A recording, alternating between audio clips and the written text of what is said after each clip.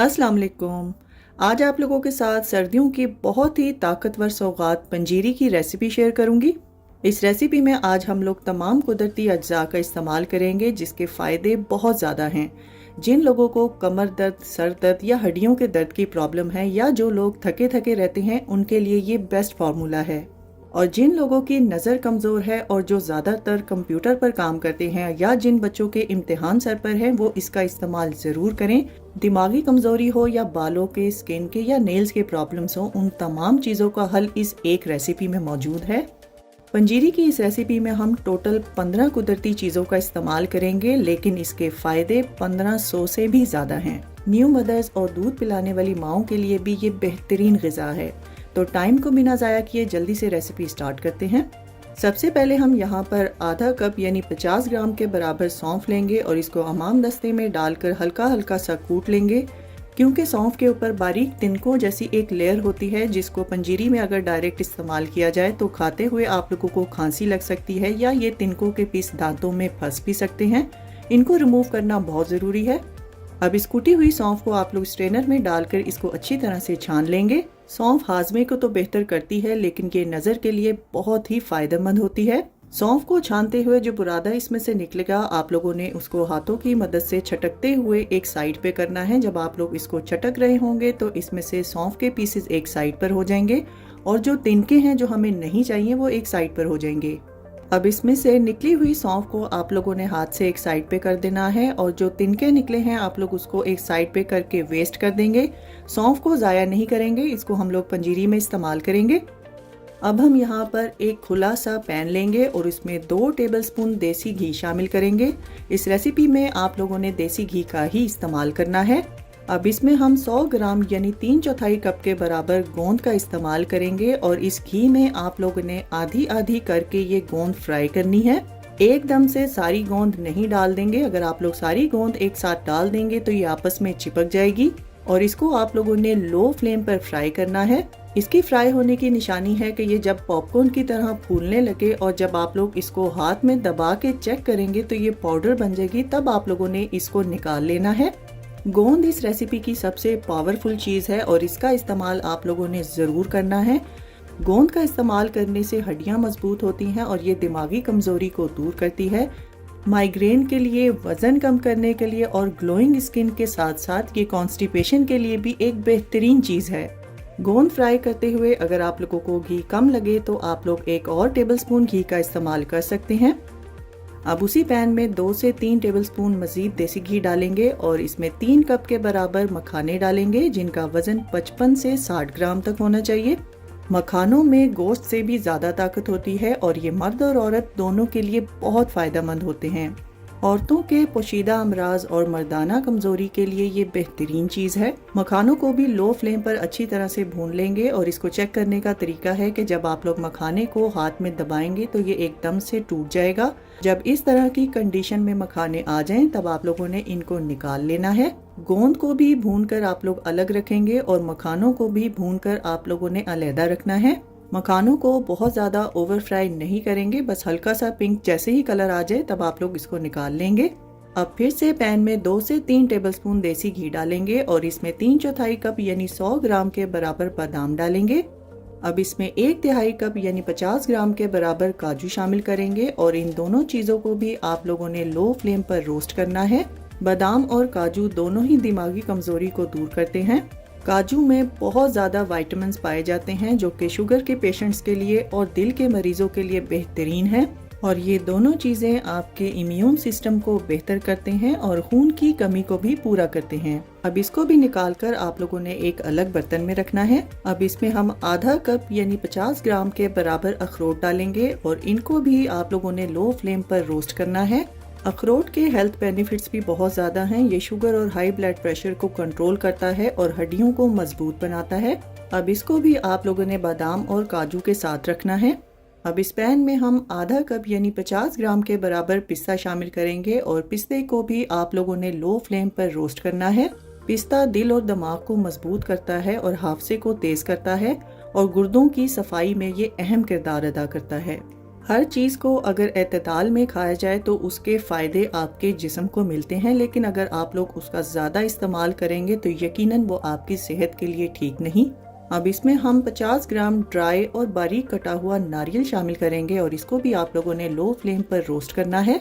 नारियल में मौजूद तेल बालों और स्किन के लिए बहुत मुफीद है और ये शुगर कंट्रोल करने और वज़न कम करने में भी अहम किरदार अदा करता है।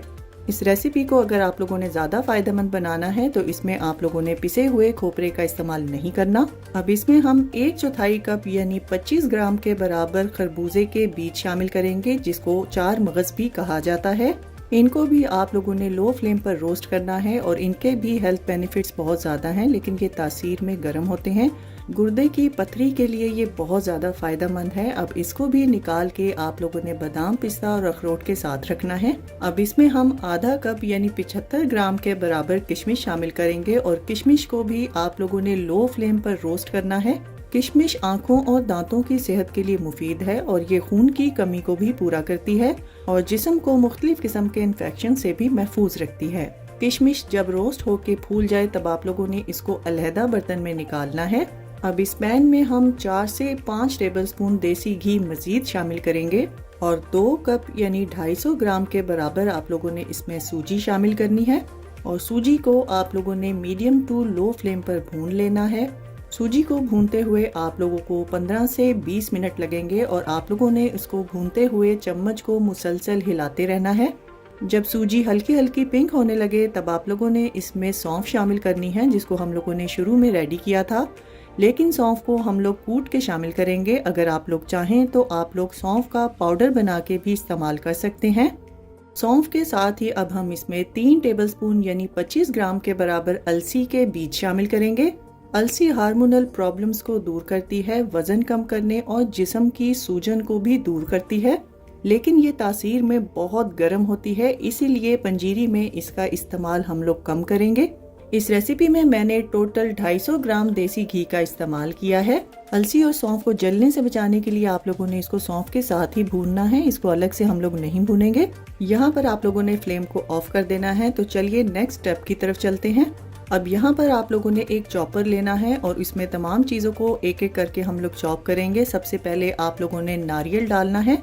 नारियल को बारीक पीसने के बाद अब हम इसमें बादाम और काजू शामिल करेंगे और इसमें से थोड़े से बचा लेंगे क्योंकि पंजीरी में हम लोग कुछ ड्राई फ्रूट साबुत शामिल करेंगे। अब हम इसमें रोस्ट किया हुआ अखरोट शामिल करेंगे और इसमें से भी कुछ दाने अखरोट के बचा लेंगे। साथ ही हम इसमें रोस्ट किया हुआ पिस्ता शामिल करेंगे और थोड़ा सा पिस्ता बचा लेंगे। और अब हम इसमें मगज़ शामिल करेंगे और इसमें से भी चंद बीज हम लोग बचा लेंगे।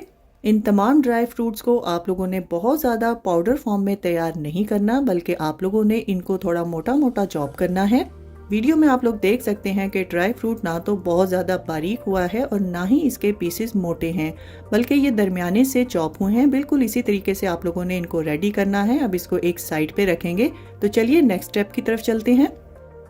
अब उसी सेम चॉपर में आप लोगों ने फ्राई की हुई गोंद भी शामिल कर देनी है और गोंद को आप लोगों ने रोक रोक के 3 से 4 बार मशीन को चलाना है और इससे ज़्यादा आप लोग मशीन को नहीं चलाएंगे। गोंद को भी आप लोगों ने पाउडर फॉर्म में तैयार नहीं करना, बल्कि आप लोगों ने इसको चंकी फॉर्म में तैयार करना है।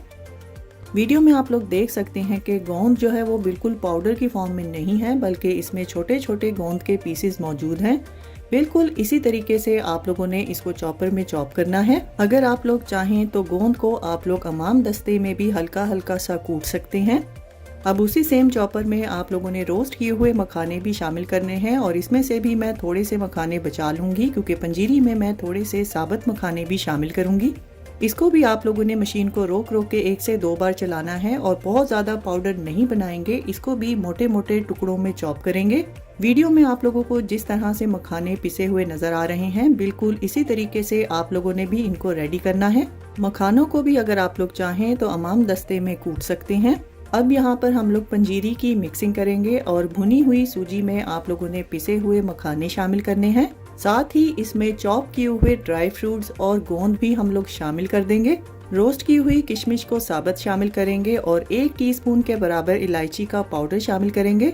और अब जो साबुत ड्राई फ्रूट हम लोगों ने बचा के रखे थे वो भी इसमें शामिल करके इसको एक साइड पे रखेंगे। तो चलिए नेक्स्ट स्टेप की तरफ चलते हैं। पंजीरी को मिठास देने के लिए भी हम नेचुरल चीज़ का इस्तेमाल करेंगे। इसके लिए आप लोगों ने एक पैन में 250 ग्राम के बराबर गुड़ को पीस के शामिल करना है और इसमें 1/4 से लेके 1/3 कप के बराबर आप लोग पानी शामिल करेंगे और इसको मिक्स करते हुए आप लोगों ने मीडियम फ्लेम पर कुछ देर के लिए पकाना है। इस शीरे को आप लोगों ने बहुत ज़्यादा पतला भी नहीं तैयार करना और इसको आप लोगों ने बहुत ज़्यादा थिक भी नहीं करना।